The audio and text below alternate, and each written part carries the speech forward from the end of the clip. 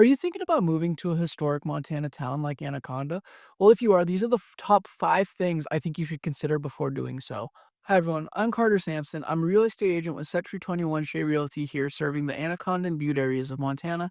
I help people buy, sell, and relocate here. That is mainly the services I do. And like I said, these are the top 5 things I think you need to know before moving to Anaconda. So without further ado, let's get into them. Alrighty, so let's get started. So the first thing I would want someone to know when they're moving to Anaconda is that it really is like a small town and it really has that small town community feel. I grew up there for about half of my childhood, so I think I have a little bit of credibility to speak to this on just kind of how the community goes and things like that. So we'll start off. So as reported by the Census Bureau in 2023, the population sits around 9,000 and has not seen really has not seen a lot of population growth throughout the year. It is steadily increasing, but it's marginal at best, I'll be honest with you. And that just kind of goes to the small town community. It kind of goes back to that how Anaconda is kind of a small town vibe, so it doesn't get too many new visitors, even with like the expansions and stuff going on and then all the new businesses opening there. Montana does have a big hunting and fishing crowd, as I'm sure you could assume is a small town in Montana. I mean, I think that's pretty obvious, right? But some things they do in the town is there is the Christmas walk they do every Christmas when they're lighting the tree. That's kind of fun. I used to do that when I was a little kid. A lot of the shops are open around town and they have hot chocolate to give out. And as long as it's not too cold and the wind isn't too bad, it's honestly a pretty fun experience. As well as lighting the Christmas tree, eventually they do freeze the commons over, which is kind of the little centerpiece of town. I don't think I have a picture to pop up on screen, or maybe I can find one for you if I can. But it's just like the kind of little, I wouldn't call it park, just kind of the field in the middle of the town where you can kind of go have some recreation there. And they do freeze it over, which allows you to ice skate in the wintertime, which is fun. So personally, our little Christmas tradition is to every Christmas Eve go ice skating there. And we did that for damn near every year I was alive, except the last couple just have been busy moving out of the house and stuff like that. So I haven't really been in Anaconda to do that.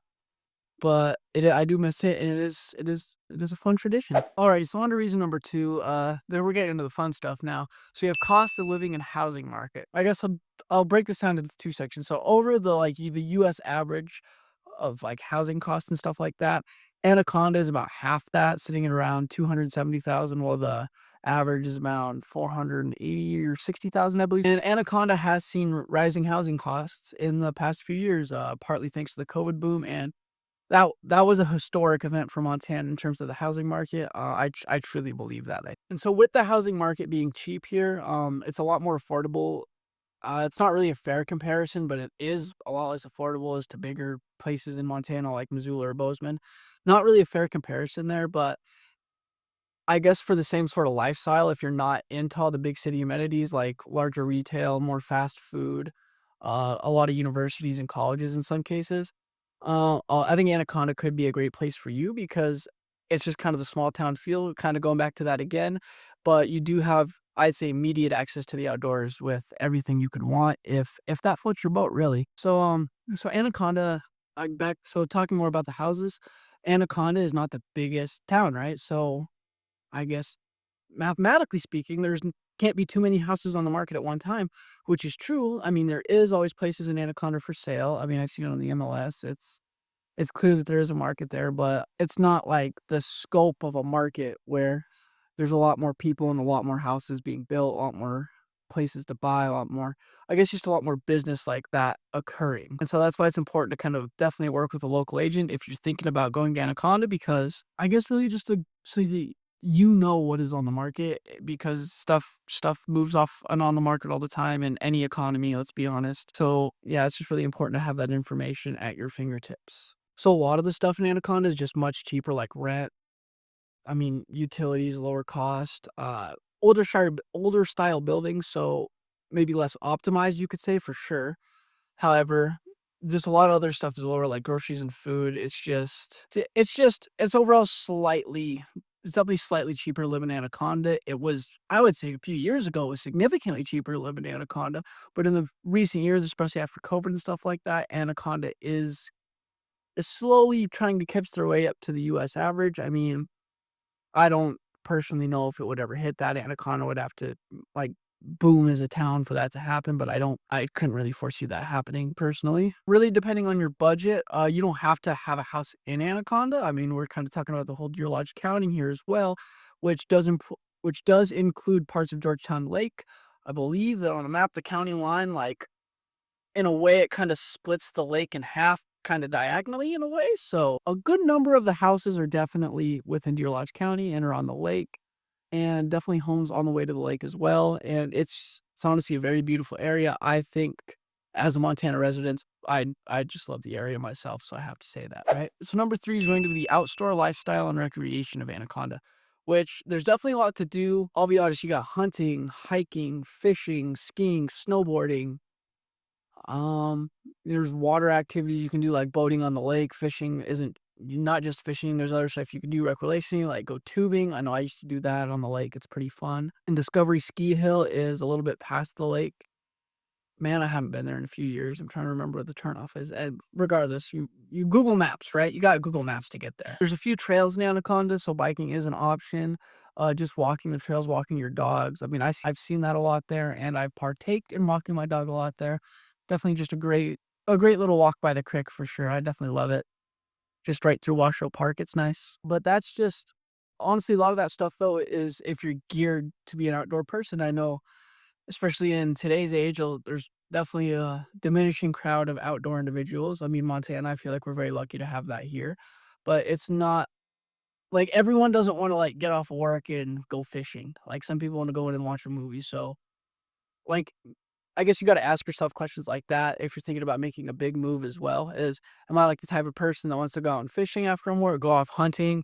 Maybe if I shoot something, maybe spend 6 hours like till 3 o'clock in the morning packing it out. I mean, it happens. Like stuff like that happens around here.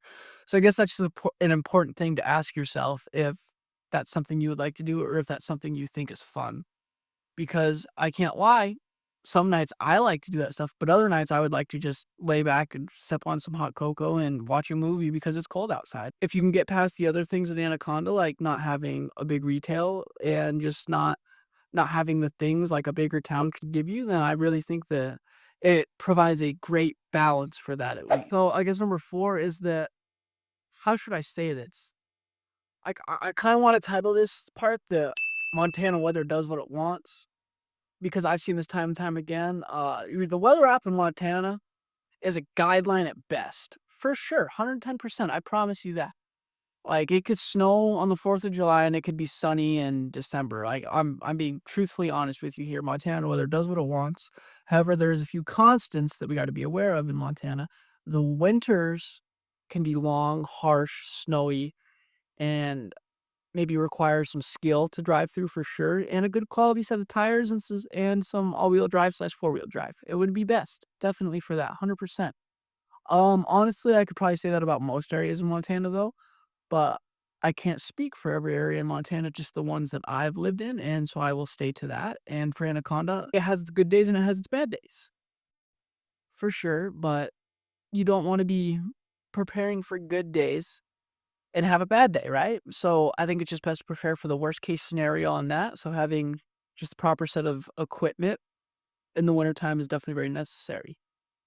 And also prepare for like a higher heating cost in the winter because it's definitely going to be running more. It gets cold. I mean, I would say average temperatures in the wintertime, well, it ranges. It's Montana weather.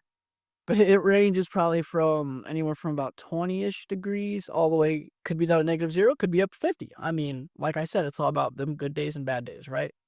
But you want to prepare for the bad days, especially in Montana, because the bad days could be really bad for snow. Like, so it's 2018. It was 2018 that we actually had snow days here because it snowed actually so much. Like, I remember it was crazy. We're using the snowblower across the lawn just to like make a path so we could get to the garbage can. It was honestly kind of wild. Like as a kid, it was kind of fun, honestly. Like it looked like our whole backyard was just a big igloo. Like, cause like just truthfully, the walls that were in our yard from just how much snow we were blowing out, it was honestly impressive. Like it would have made for some cool Christmas card shoots, probably. I can't lie. Okay, but we can get off the topic of winter now, even though winter is definitely the big talking point because it's something you need to be prepared for in Montana. The summers are pretty mild. They can get pretty hot. Probably nothing. I mean, we get a few maybe days out of the summer that reach 100 degrees, maybe a few. So really just expect like mid 80s to mid 90s. I would say that's probably the range for summers. And then you get your cooler days, which are in the 70s as well. Just there's definitely a range there in the summer as well. And the weather's the weather, right? And then honestly, there's really not too much to be said about the spring and the fall. That's probably true for a lot of places as well. But I guess the thing I could say about the fall is that sometimes it gets cut short because it can it started snowing here as early as like Halloween before, or maybe a week before. It really just kind of does what it wants to do and makes up its mind. So it's best to be prepared for it because you know it's coming. It just you don't 100% know exactly when. It's not super consistent. Then we can go over a little bit of daily life and some of the infrastructure of the town. So we'll start off with the exciting things, in my opinion, which is the new expansions of business that it's getting, and as well as the new neighborhood kind of being built kind of by the creek and the gym in Anaconda down Pennsylvania Street. It's really impressive what they're doing because, I have a little bit of a builder's background. I painted for 3 years and built a house with me and two other guys in Plain, Montana, that was fun.